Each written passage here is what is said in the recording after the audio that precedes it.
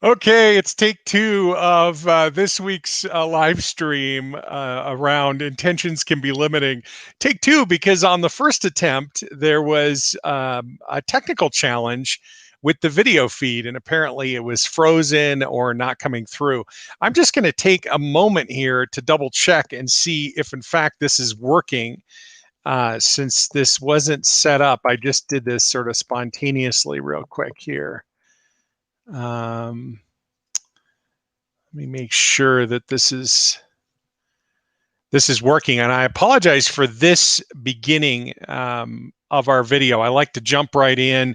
I will tell you the focus, of course, today is on exploring the limitations of intentions, and I'm going to illustrate this for you in a couple of different ways. I'm going to draw some pictures. I'm going to explore this conceptually. So we're going to do a little bit of visual learning. I'm going to explore it on an intellectual level, and then I'm also going to we're going to talk and explore the actual answer to this question. That is to say, if intentions are limiting, we're going to explore the next step in our developmental journey, spiritually speaking, and move to that deeper level. Let me just double check to make sure that the live stream is working here, and that the video link is that the video feed is coming up. It appears to be. So I'm gonna trust that that's working and that everything is going out fine. And let's go ahead and get started. I do want to say normally I do live streams every Wednesday at 6 p.m. Eastern, and this one happens to be happening a day early on Tuesday. And so those of you who are subscribers to the channel are the ones who have been notified about this live stream taking place. And even on take two, there was a notification that went out, John Paduchek letting me know it's much better. Thanks, John. And so if you're not currently a subscriber and you'd like to be, it's free, of course. You can just click the link. There's a logo in this corner of the screen. And if you click on that, if you're on YouTube and you click on that, that will launch a subscription deal, and you can click a bell to be notified anytime I go live.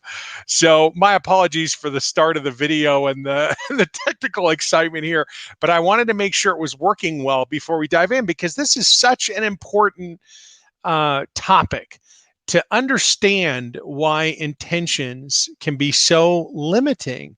It doesn't really make a lot of sense, does it? If you think about it initially, if you hold an intention, and let's say you hold an intention for an experience of peace in your day, or you hold an intention to open up more fully to an experience of divine presence in your life, let's say, just today.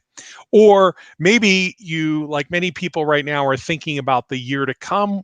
Here we are at the beginning of 2021, and you're thinking about, I'm going to hold an intention for this year to come. And so that's really one of the reasons why I wanted to explore this topic with you. Let's dive in, shall we? I would like to open up my little sketch pad here and try to illustrate this for you. And I'm seeing more folks joining in. So I just want to be clear about this. If you're on the live stream and you want to check in, I'll be able to see your comments and respond to them. And if you're watching the replay, you can comment below the video, and then I'll follow up with you in writing there as well. And oftentimes it's questions that come in or interaction that happens during live streams that inspires future live streams. And so there's a formal way for you to submit your questions in that way. But even more compelling maybe is just to engage in questions that are coming up for you. Okay, so let's look at this from a couple of different levels here. You may have seen me draw this before, sort of the different levels that we might interact with the world, right? And then there's the stuff below here. And if we put a picture of a happy person over here on the side, we can say, and this is just the metaphor of the ocean, obviously. Here's the level above the ocean. And this level in consciousness relates to our thinking. Oops. Let me see if I can do this legibly. Thinking, okay? And this level, in other words, thoughts are the thing that are the primary way of engaging in this stage of consciousness. Let's just call it stage one. And below it is stage two. And here, is where intention starts to really have an impact. And these are thoughts plus feelings. That's why I'm drawing a picture from the heart here. Feeling from the heart, thoughts from the mind. And the thing is that at this level, the influence of intention is taking place here. This is meant to represent metaphorically that level of our lives that is just below the surface. So that is to say, if out in the outward expression of one's life, you're having a calm experience, there's a flat ocean, or you're having choppy seas, lots of challenges going on. Still, there's this level just below the surface where there's an attempt or an opportunity to influence what's going on at the surface, and that can be happening with intentions. And so at this level, the attempt is to try to influence, in the example that I gave earlier, an experience of peace. Oops, not pieces. Peace. So if you have an experience of peace in your day and you hold that intention, obviously there's some focus around that. But one of the limitations associated with intention is that they have to be sort of supported or sustained, right? Have you ever had this experience where you hold an intention and you think, okay, it's not manifesting yet. I'm not having this experience yet of what I'm intending. And so maybe I need to refine my thinking or my intention a little bit, or my feelings around that intention, and see if that changes things. And so there's this ongoing sort of involvement and interaction in what's going on. And there's a lot of interaction going on between what's happening up here at the level of the waves and the outer expression of life, and here at the level of feeling, intention, and thinking. There's another level that's available here, and this is a level of being. And at the level of being, the things that are going on up here just do not cross down here. So these things don't move lower. At the level of being, the flow of energy is actually moving this way. And we can represent this in a couple of different ways. Last week, I was talking about in getting into a being state and the resonance. When I was talking about what happens in transmission with me, I was referring to this being state of resonance that spreads throughout one's being. And that's the same thing that happens here. This is actually where the experience of peace or presence, or love.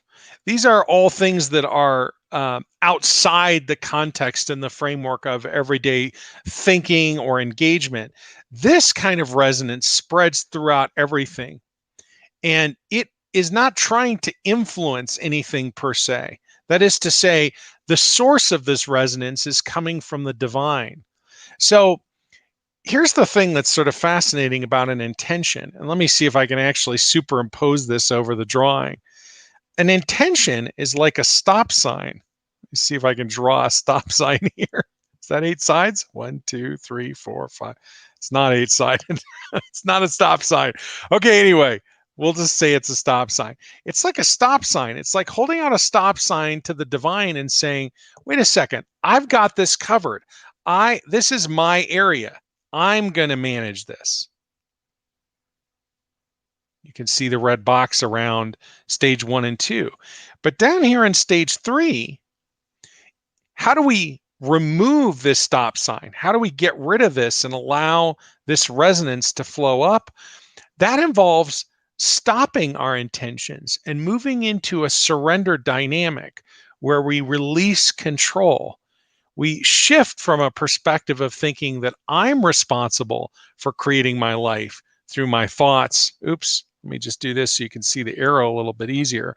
From my thoughts or my feelings, and instead I'm moving down into a being perspective. And in essence, I'm off the hook. When we're in a being perspective, I'm not responsible anymore for creating my life. I'm opening up to the reality, the experience that the divine is moving through me and into every part of my life.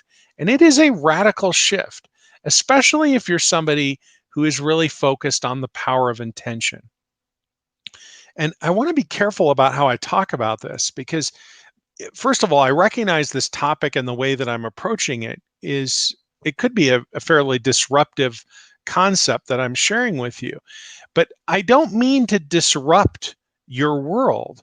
What I want to do is invite you to experience a more expanded state, a more expanded perspective and experience of life, one that is really focused on um, being with that being expression, that being presence. I don't even want to say feeling it, because when you drop into your hips all the way, instead of directing life, instead of saying, this is how I want this to be, or this is the feeling that I'm looking to develop or experience in my life through intentions or other expressions of control, I'm going to open up to divine flow. And the premise of this idea is that whatever I can dream up for myself, it is less than the divine's dream for me. And I don't mean me, Ken, I mean you, right? Whatever you can dream up for yourself, whatever you imagine that you think is going to lead to a profound experience of resonance. I love that word because the meaning of it is something you get to apply rather than me defining resonance for you. So some people, it might be an experience of the peace of God, or a love that sustains without cause or reason, or joy. There are lots of different perspectives on sources of sustaining and profound deep resonance, right? I don't mean to say sources of it, but expressions of it is what I'm trying to say when I give voice to that. So I want to close my eyes a little bit so that I can kind of tune into this on a deeper level and see if I can't give voice to it in a more meaningful way. So the conventional approach to life is it's a thinking and feeling perspective, or a doing perspective. In the doing perspective, I am, or you are, making your life what you want it to be. And the idea is that if it's going to happen in your life, it's up to you to make that happen. And there is ample opportunity to find validity in those concepts. And I'm guessing you have lots of evidence of the validity of that perspective in your life to this point. We all do, right? But there's a different perspective that's available, a perspective that doesn't rely on individual will, doesn't rely on something that you're doing to make your life be a certain way. Instead, it opens up to the expression and the experience of divine presence, God's will expressing through you. And it's very different. It doesn't require you to imagine or hold it in your awareness or have any concept of what it is. In fact, it's the opposite of that. Instead of holding an idea in your mind, or holding an intention or a feeling thought, or any of those types of things that perhaps you're very familiar with, instead of that, we just set all of that aside. We say, as wonderful as those ideas may be, it's the pursuit of those things that in part opens up this deeper experience of suffering in my life, because I want these things to happen, and maybe they all happen the way I want them to happen, but then I'm left still wanting more. It's interesting. I have sort of a fascinating, to me, it's a little bit fascinating perspective on this, in that I've been privileged to work one-on-one with people who I would refer to as master manifestors, people who could literally create whatever they wanted in their life. And what's fascinating when you're around someone like that and working with them, as I have, is that they begin to discover that the creation of their life, the thing that they most want, that they think they most want, does not actually deliver the fulfillment and the satisfaction that they imagine it would.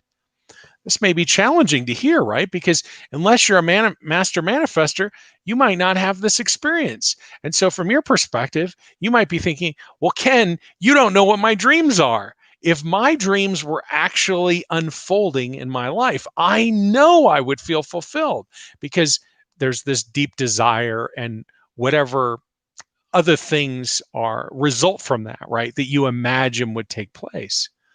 But and I'm not a master manifester, so I haven't had that experience directly, but I have worked with people who are. And what's fascinating is they're asking the same question that the rest of us are asking, believe it or not. And the question they're asking is, how can I fill in the blank? And for most people, the fill in the blank is have an experience of unconditional love. Isn't that interesting? So we might think if I manifest an experience of, oftentimes manifestations are focused on if I acquire these things or I have these experiences or I go on these vacations, and maybe the vacation dreams are even more enlivened right now based on what's been going on over the bulk of the last 12 months. I guess it's about 12 months, maybe a little bit more for some parts of the world now with the pandemic. But in reality, those attempts to try to have those experiences or acquire those things are all from the perspective of the separate self, the part of us that believes that we are separate or disconnected from the divine, the part of us that is operating above in the stage one, above the level of the ocean in the metaphor there, or in stage two, just down a little bit at the level of intention. So anyway, I could go into this at great depth, and I'd love to explore it more. And if you have any questions coming up, please do jump in, and I'm happy to address those before we drop into transmission. But really, the question I think that begins to open up for most people is, well, if there's something more that's available, the first thing that I want to do is I want to figure out how to make that happen for myself. And it's only after we pursue that, and that pursuit might take us decades or years, or maybe we're able to really focus in and address that over the course of a couple of months. But whatever the timeline is for that exploration, it's almost like we need to exhaust the limits of what's available in the realm of holding an intention. And only once we do we begin to realize there's something more. And we realize it not at the level of a thinking, it's at the level of experience, it's at the level of being. We begin to realize at the level of being, there's something more available to me here. And later we begin to realize, and oh my gosh, I think I might actually be holding that at bay by having these ideas of how I want my life to be. It's as if we're living in a dynamic where we have what Thomas Keating said to me in an interview I did with him more than 3 years ago. It was actually in August of 2017. He said, we live in the thinly veiled illusion of free will. What a profound statement that is. What a profound insight. And so once we get to that limit, we begin realizing there's something even more powerful than my extraordinary mind. And if I just get out of the way, that will express through me into every part of my body, into every part of my mind, in every part of my being, into every part of my life. That's what those yellow rays are meant to represent in the picture that I drew. That's that deep resonance spreading throughout the entirety of being and life. And what's really interesting is whether you are a master manifester and you can create whatever it is you want, or you can't create anything that you want. Either way, you discover sort of the limits of the efficacy of the separate self, the part of us that is holding the intention, the part of us that thinks we have to tell God how we want it to be rather than listening or opening up or becoming a conduit through which the divine expresses in our lives. And as I say, there's lots of evidence of the validity of the impact of intentions. All sorts of physical and emotional and spiritual healing can take place at that level. But again, the question is it sustainable? And do we actually have those deeper experiences that we're really looking for? Are we having that level of fulfillment that we truly are seeking?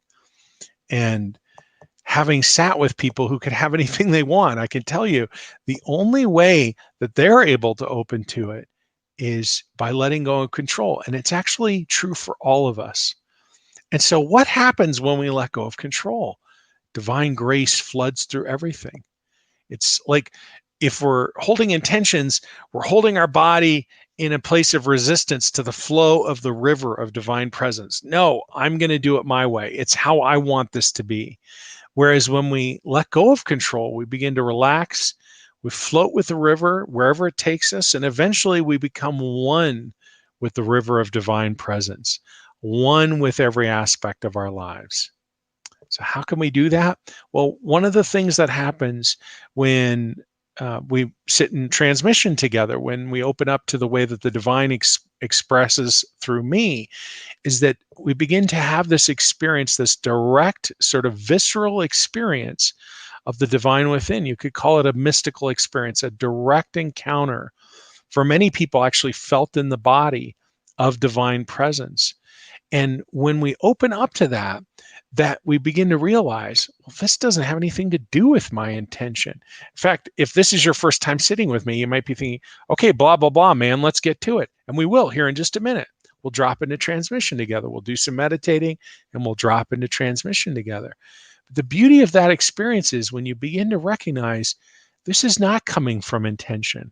And actually, that guy who's talking to me right now, I'm referring to myself here, he's not even talking. We're just sitting in silence. And there are these waves of buzzing and tingling and warmth moving through my body, a deeper sense of peace. By the way, I'm not holding any intention. It's not like I'm sitting here zapping you with energy or anything like that. I have no idea who's sitting in this circle. I don't.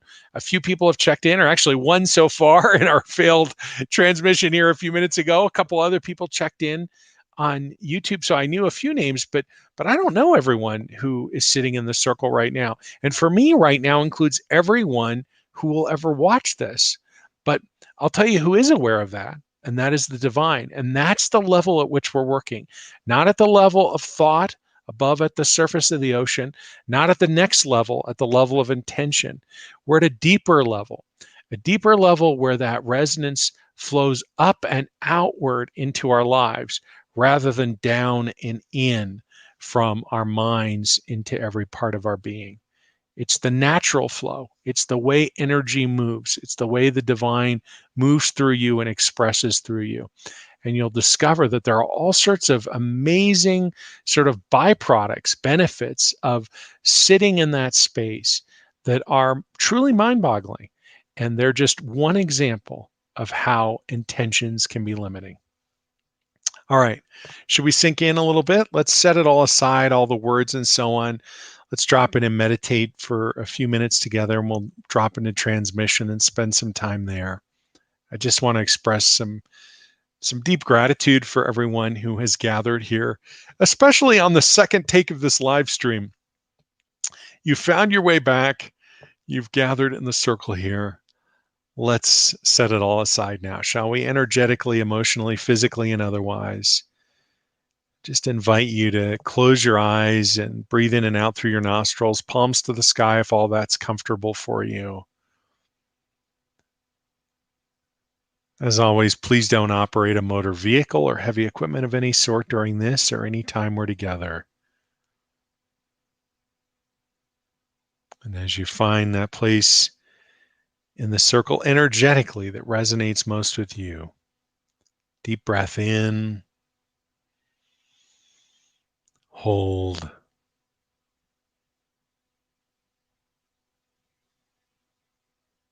As you begin releasing this breath now, letting go of everything that has come before in this day, all the way out to the count of 8.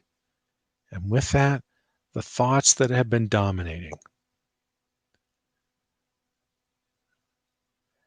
I remember a live stream that took place last year, And someone in the circle wrote in and said, "Why am I letting go of all of these things? I love who I am."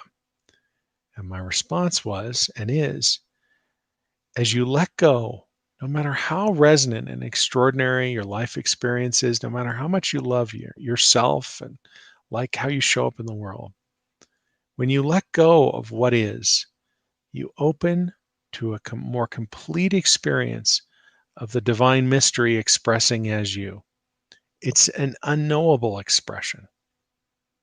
And when you step into the unknown of that, something more extraordinary than anything you can dream up begins expressing through you. Your mind is a subset of the mind of the divine.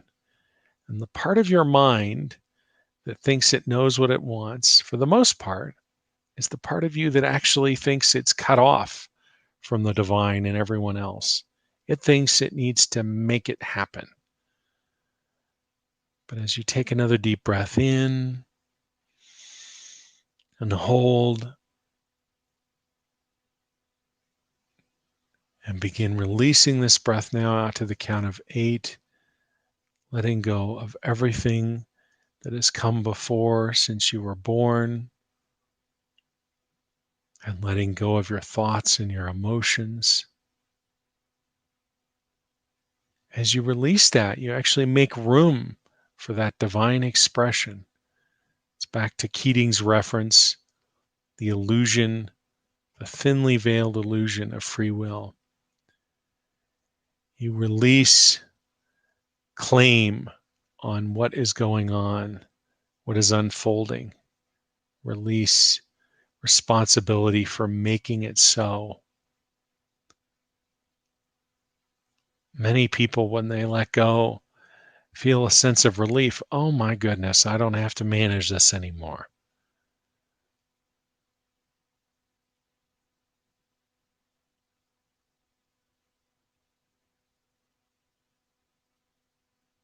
Another deep breath in and hold.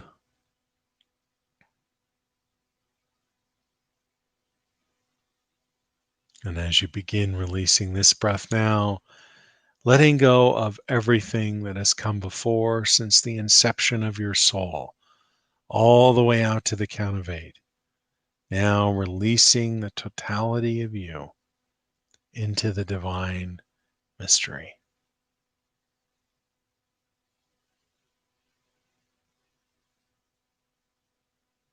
And with your eyes still closed, just notice in your mind's eye, become aware of that cue of breath in front of your face.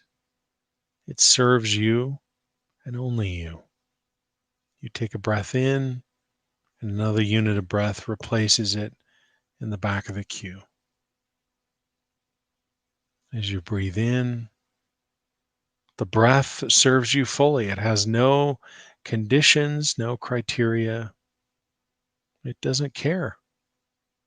It's there fully for every part of you. You breathe in, another unit joins the cue.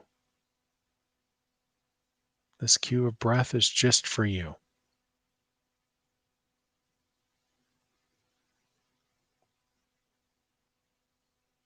And as you sit with the cue, perhaps you see it in your mind's eye or in your imagination, or have a felt sense of its presence. Notice a color begins infusing itself through the cue. If you're assigning one, just pick something maybe not present in the physical body except perhaps your eyes.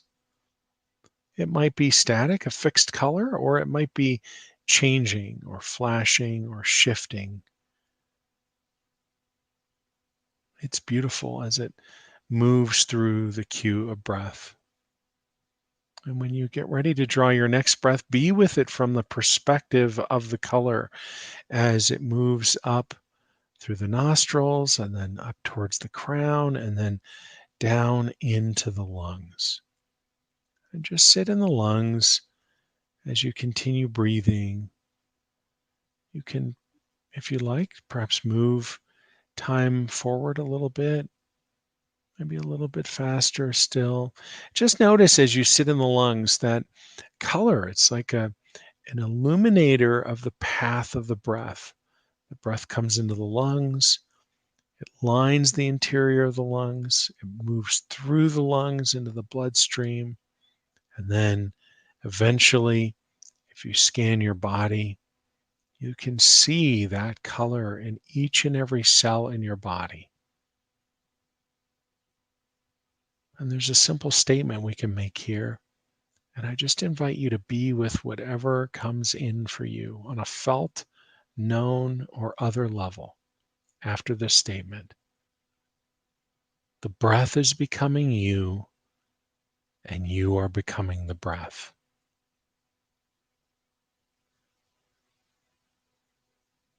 Maybe you feel that wave of physical resonance, buzzing, tingling, warmth, whatever it is. Perhaps your mind. Sure, of course. Oxygen, lungs, body, breath becoming me, I'm becoming the breath. Yes. You might feel this resonance spreading throughout your entire being. And just be with it, whatever it is. You can't get this wrong. If you're not aware of any of the yes or any physical resonance, it's okay. Just stay with the process. Stay with the meditation. The breath is becoming you, and you are becoming the breath.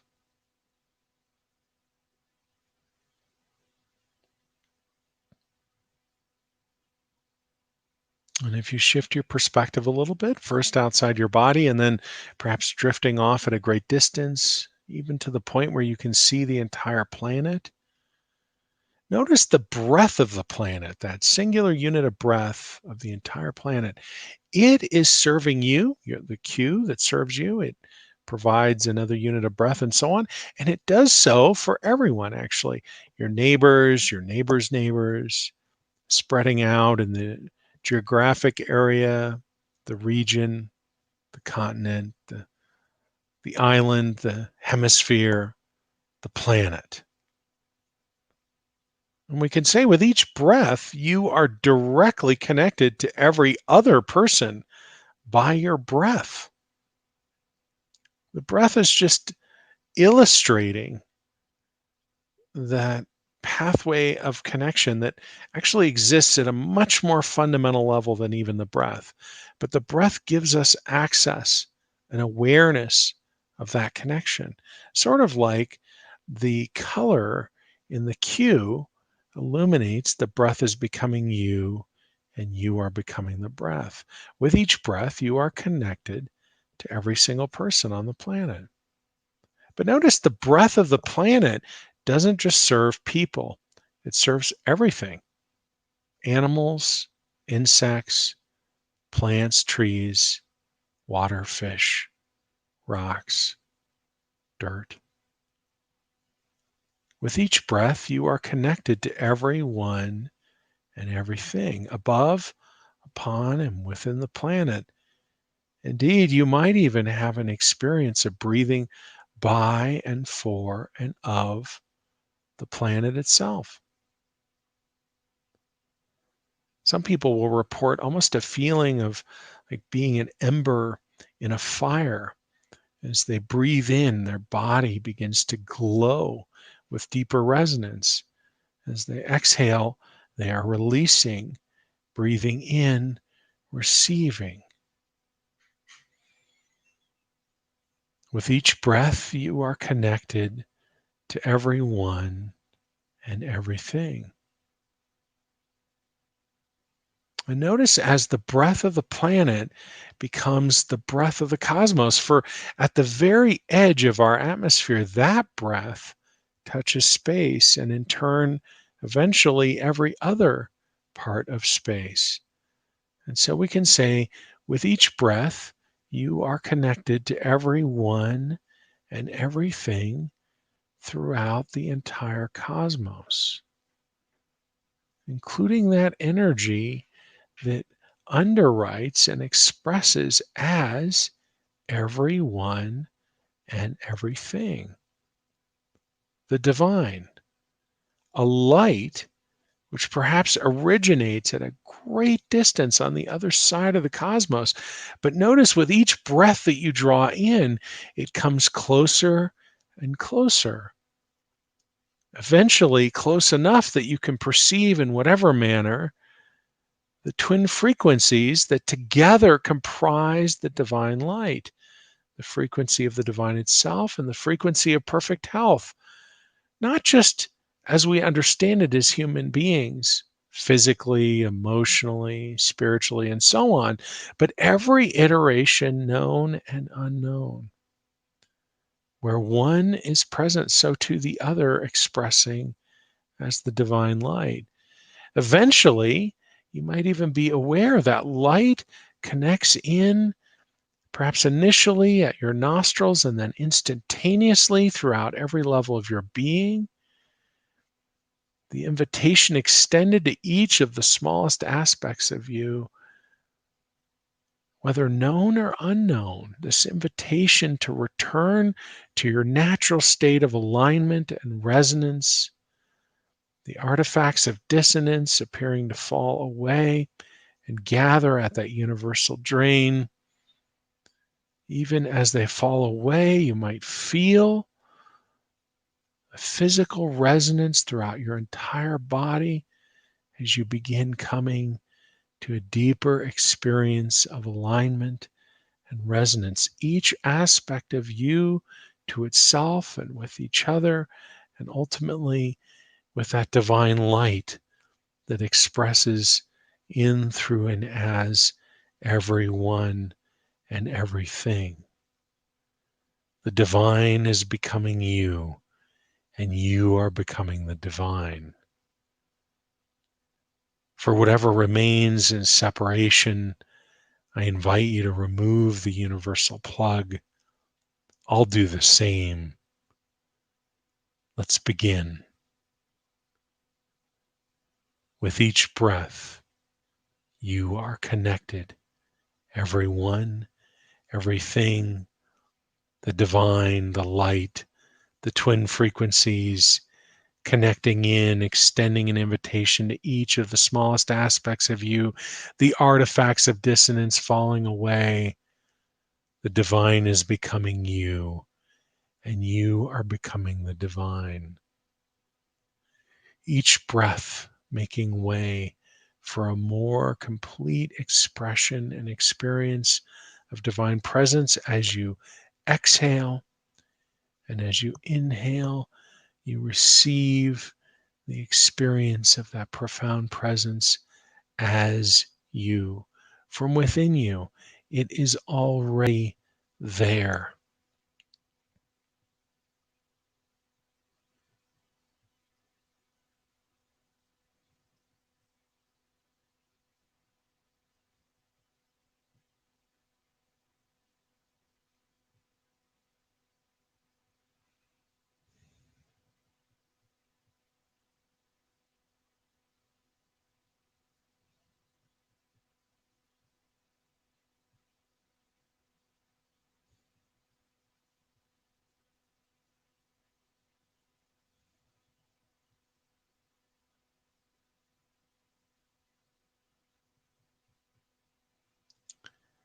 Another question that comes in often is, what intention should I hold when we sit together in transmission when I'm in session with you, Ken?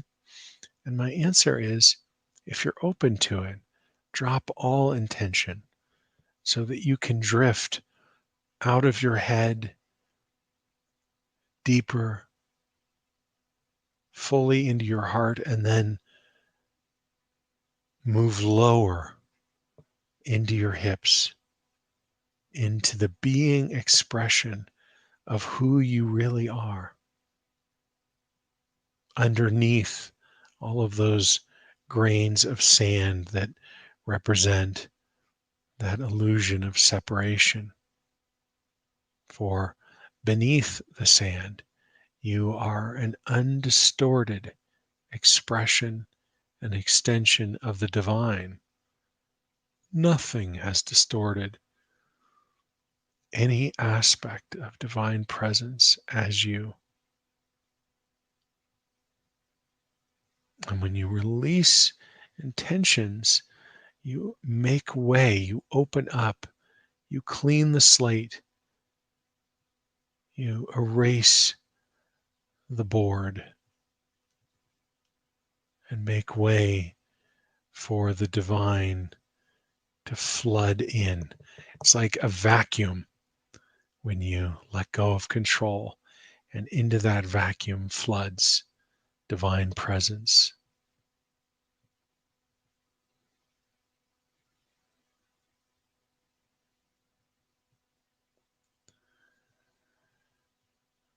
So many examples of modern and ancient wisdom alike that speak to the profound truth that you are exploring or beginning to open to in this moment. The ancient wisdom, as above, so below, speaks to this profoundly. Many interpret it, many who are focused primarily on living at the level of the waves or just beneath the waves, interpret that wisdom to mean, as it is out here, so it is in here. Thus, the pursuit of material things and experiences that will bring us joy. For if there is joy out there, there will be joy in here. Or so goes the logic of that perspective. But only after pursuing that joy and accomplishing or not those manifestations, experiencing what we imagine that joy will feel like, if only we fill in the blank, if only the dream is real, is made real by affecting the above, only then do we imagine the below, that space in here, that profound inner silence that we stay so busy to avoid. Only then will we find peace, we imagine. But whether we accomplish and manifest the dream or are forever in pursuit of it but never realizing it, only in either of these examples do we realize the peace that we imagine, the connection, whatever it is that you most desire underneath the motivating factor behind all of those dreams, the underlying core wound, which I've suggested is self love, a lack of unconditional self love. Only having pursued these through our ideas and our intentions do we discover, as above, so below does not mean if I affect the outward expression of my life, I will find joy and peace and love in the inner space. It's the opposite. As above, so below means as they are in here, as you are deep within your being, in your hips, as you are there, so you are in the above. So too, the mirror of the outward expression of your life reflects that deep inner truth. And how do we dive down to the inner? Well, one way is we sit in transmission as we are right now, letting go rather than acquiring or securing or focusing. We are defocusing. We are releasing intention. We're letting go of the stop sign of all of our efforts to direct the divine, the genie in the bottle, to influence the Maya, the illusion. And in letting go, the illusion fades and our only vision, our only experience is deep within.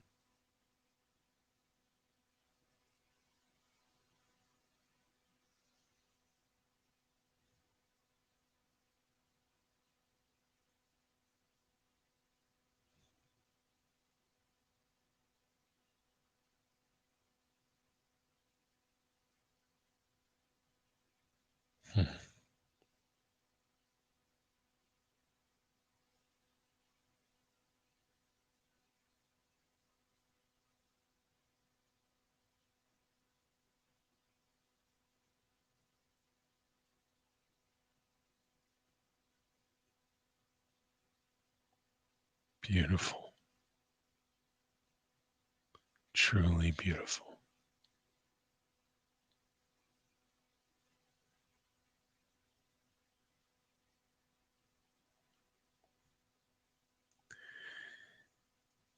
We'll begin making our way towards the conclusion of this transmission, first by beginning to return the universal plug. I'll begin that as well as I begin bringing this transmission to a close. It's such an honor, a profound honor and privilege to sit and resonate and be with you.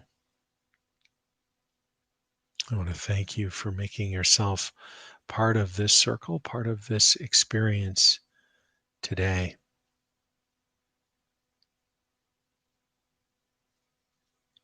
And I invite you to explore this even more deeply.